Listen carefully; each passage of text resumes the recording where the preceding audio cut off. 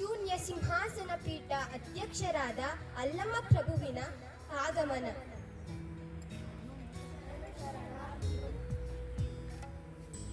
ಎಲ್ಲರೂ ಆಸೀನರಾಗಿ.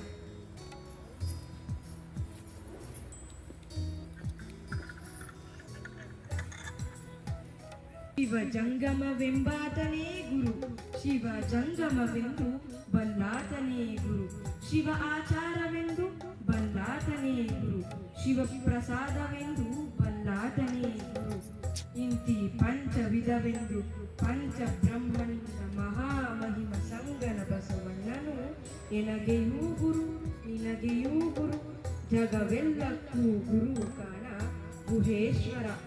ಬಸವಣ್ಣನವರಿಗೆ ಶರಣು ಶರಣಾರ್ಥಿಗಳು. ಶರಣು ಶರಣಾರ್ಥಿಗಳು. ಈ ಸಮಾಜದ ಉದ್ಧಾರಕ್ಕಾಗಿ ತಮ್ಮ ಅಭಿಪ್ರಾಯವೇನು? ನಿಮಗೆ ಈ ಸಮಾಜದಲ್ಲಿ ಎಲ್ಲ ಜನರು ಜಾತಿ ಭೇದ ಮಾಡದೆ, ಲಿಂಗ ಭೇದ ಮಾಡದೆ ಎಲ್ಲ ಜನರು ಒಳ್ಳೆ ಗುಣಗಳನ್ನು ಹೊಂದಿ ಸನ್ಮಾರ್ಗದಲ್ಲಿ ನಡೆಯಬೇಕೆಂಬುದೇ ನನ್ನ ಆಸೆ. ಕಳಬೇಡ ಕೊಲಬೇಡ, ಹುಸಿಯ ನುಡಿಯಲು ಬೇಡ, ಅನ್ಯರಿಗೆ ಅಸಹ್ಯ ಪಡಬೇಡ, ತನ್ನ ಬಣ್ಣಿಸಬೇಡ, ಇದಿರ ಅಳಿಯಲು ಬೇಡ. ಇದೇ ಅಂತರಂಗ ಶುದ್ಧಿ, ಇದೇ ಬಹಿರಂಗ ಶುದ್ಧಿ, ಇದೇ ನಮ್ಮ ಕೂಡಲ ಸಂಗಮ ದೇವನೊಲಿಸುವ ಪರಿ. ಇದೇ ನನ್ನ ಬಹಳ ದೊಡ್ಡ ಚಿಂತನೆಯಾಗಿದೆ ಗುರುಗಳೇ.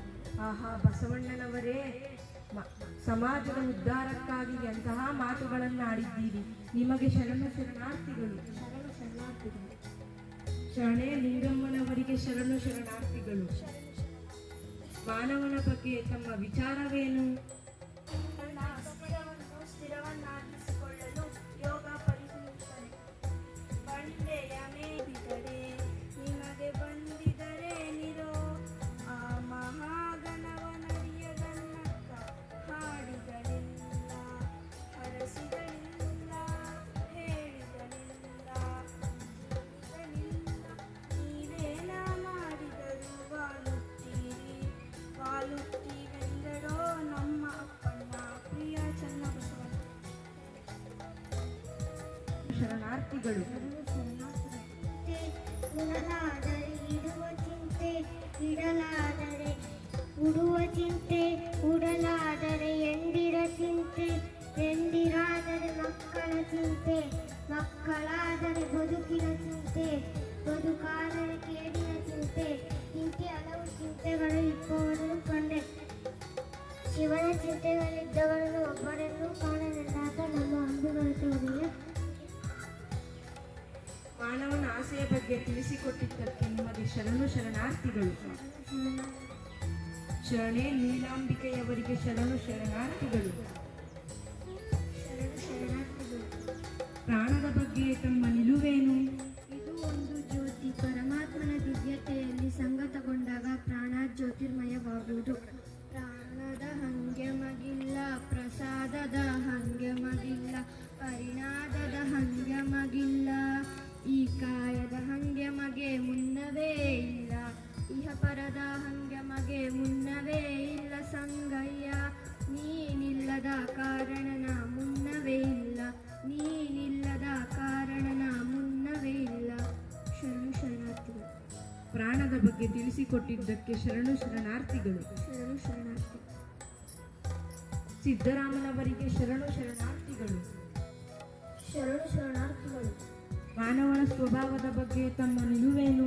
ಭಾವ ಅನುಭವದ ಸಂಕೀರ್ಣ ಮನಸ್ಥಿತಿಯಲ್ಲಿ ಜ್ಞಾನವನ್ನು ಅನುಭವಿಸುವುದು ಮನುಷ್ಯನ ಸ್ವಭಾವವಾಗಬೇಕು, ಏಕೆಂದರೆ ಆ ಜ್ಞಾನವೇ ಶಿವಪದದ ಮಾರ್ಗ. ಒಬ್ಬರ ಮನವ ನೋಯಿಸಿ ಒಬ್ಬರ ಮನೆಯ ನಾಕವ ಮಾಡಿ ಗಂಗೆಯ ಮುಳುಗಿದೊಡೆ ಏನಾಗುವುದಯ್ಯ, ಚಂದ್ರನು ಗಂಗೆಯ ತಡೆಯಲಿಲ್ಲದಡೇನು, ಪರಮಕವ ನೋಡ ಮಲ್ಲಿಕಾರ್ಜುನ ದೇವ. ಶರಣು ಶರಣಾರ್ಥಿ.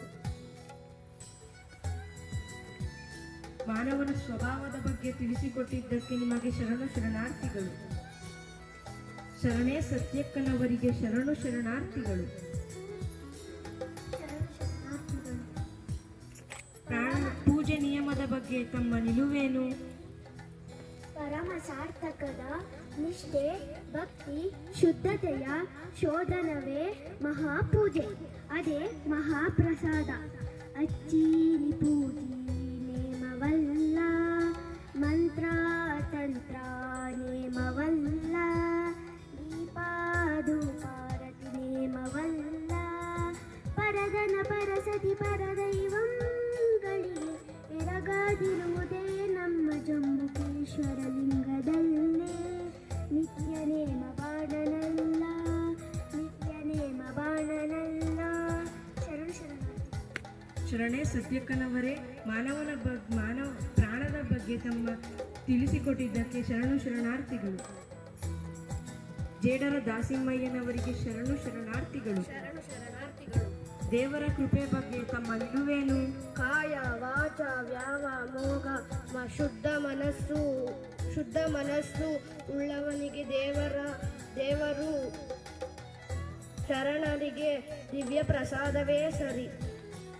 ಇಳೆ ನಿಮ್ಮ ದಾನ, ಬೆಳೆ ನಿಮ್ಮ ದಾನ, ಸುಳಿದು ಬೀಸುವ ಗಾಳಿ ಅದು ನಿಮ್ಮ ದಾನ, ಎತ್ತು ನಿಮ್ಮ ದಾನ, ಬಿತ್ತು ನಿಮ್ಮ ದಾನ, ನಿಮ್ಮ ಅನ್ನವನ್ನುಂಡು ಅನ್ಯರೇ ಹೊಗಳುವ ಕುನ್ನಿಗಳೇನೆಂಬೆ ರಾಮನಾಥ. ಶರಣ ಶರಣಾರ್ಥಿಗಳು. ದೇವರ ಕೃಪೆ ಬಗ್ಗೆ ತಿಳಿಸಿಕೊಟ್ಟಿದ್ದಕ್ಕೆ ನಿಮಗೆ ಶರಣು ಶರಣಾರ್ಥಿಗಳು. ಶರಣೆ ಮುಕ್ತಾಯಕ್ಕನವರಿಗೆ ಶರಣು ಶರಣಾರ್ಥಿಗಳು. ಶರಣು ಶರಣಾರ್ಥಿಗಳು. ಗುರು ಸೇವೆ ಬಗ್ಗೆ ತಮ್ಮ ವಿಚಾರವೇನು? ಗುರು ಸಂಗಮವಾಗಬೇಕು, ಜಂಗಮ ಲಿಂಗವಾಗಬೇಕು, ಆ ಲಿಂಗವೇ ಗುರುವ ತೋರುವ ದಾರಿಯಾಗಬೇಕು. ಗುರುವೆಂಬುವುದು ತ್ರಿಮೂರ್ತಿಗಳ ಮಹಾಸಂಗಮ. ಜ್ಞಾನದ ಮೂಲ ಗುರು ಸೇವೆ ಎಂಬೆನು, ಐಶ್ವರ್ಯ ಮೂಲ ವಿಲಾಚನೆ ಎಂಬೆನು, ಮೋಕ್ಷ ಮೂಲ ಮನ ಸಂತೃಪ್ತಿ ಎಂಬೆನು. ಅಜಗಣ್ಣ ನಿನ್ನ ಬೇಡುವೆ. ಶರಣು ಶರಣಾರ್ಥಿಗಳು. ಗುರು ಸೇವೆಯೇ ಸರ್ವಶ್ರೇಷ್ಠ, ಗುರು ಸೇವೆಗಿಂತ ಬೇರೆ ಪುಣ್ಯ ಇಲ್ಲ ಎಂದು ತಿಳಿಸಿಕೊಟ್ಟಿದ್ದಕ್ಕೆ ನಿಮಗೆ ಶರಣು ಶರಣಾರ್ಥಿಗಳು.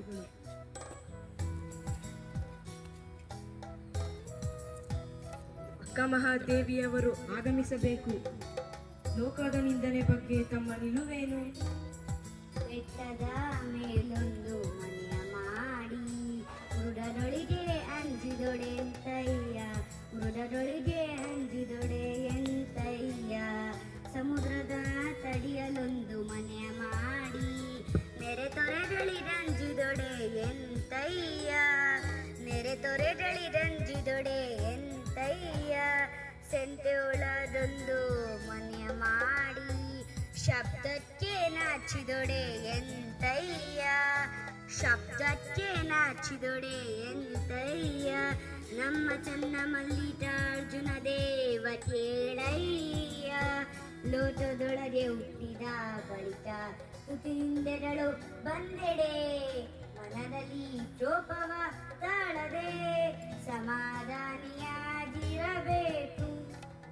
ನಮ್ಮ ಈ ಸಭೆಗೆ ಆಗಮಿಸಿ ನಿಮ್ಮ ಅನುಭವವನ್ನು ತಿಳಿಸಿದ್ದಕ್ಕೆ ನಿಮಗೆ ಶರಣು ಶರಣಾರ್ಥಿಗಳು.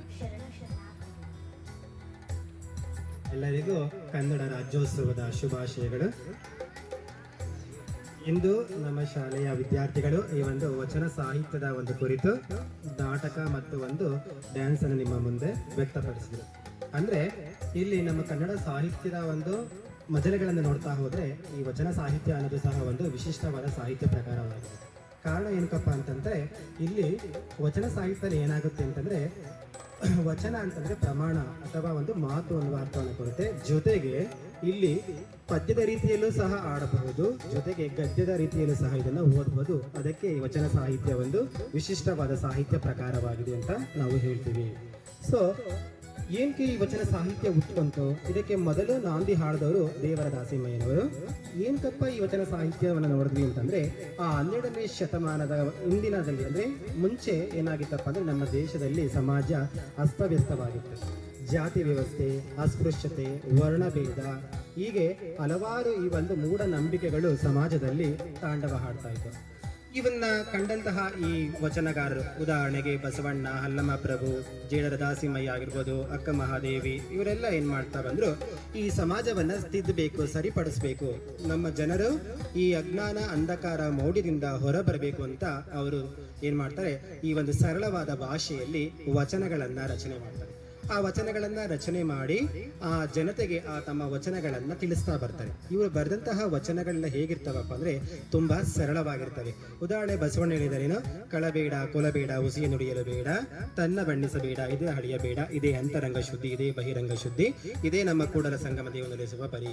ಹಾಗೆ ಇವರು ಅಕ್ಕ ಮಹಾದೇವಿ ಹೇಳ್ತಾರೆ, ಬೆಟ್ಟದ ಮೇಲೊಂದು ಮನೆಯ ಮಾಡಿ ಮೃಗಗಳಿಗಂಜಿ ದುಡಿದಂತಯ್ಯ, ಸಮುದ್ರದ ತಡಿಯಲ್ಲೊಂದು ಮನೆಯ ಮಾಡಿ ನಿರತರಗಳಿಗಂಜಿ ದುಡಿದಂತಯ್ಯ, ಹಾಗೆಯೇ ಈ ಸಂತೆಯೊಳಗೊಂದು ಮನೆಯ ಮಾಡಿ ಶಬ್ದಗೆ ನಾಚಿದಂತೆನೆಯ ಚನ್ನ ಮಲ್ಲಿಕಾರ್ಜುನ, ಈ ಲೋಕದೊಳಗೆ ಹುಟ್ಟಿದ ಮೇಲೆ ಸ್ತುತಿ ನಿಂದೆಗಳು ಬರುವುದು ಸಹಜ. ಅಂದ್ರೆ ಅವರು ಹೇಳಿದಂತಹ ವಚನಗಳೆಲ್ಲ ಸರಳವಾಗಿರ್ತವೆ, ಬಹುಬೇಗ ಅರ್ಥವಾಗ್ತಿತ್ತು. ಅದಕ್ಕೆ ಈ ವಚನ ಸಾಹಿತ್ಯ ಪ್ರಕಾರ ಬಹುಬೇಗ ಜನಪ್ರಿಯತೆಯನ್ನು ಪಡ್ಕೊಂಡಿದೆ, ಮತ್ತೆ ಇಂದಿಗೂ ಸಹ ಪ್ರಚಲಿತವಾಗಿದೆ.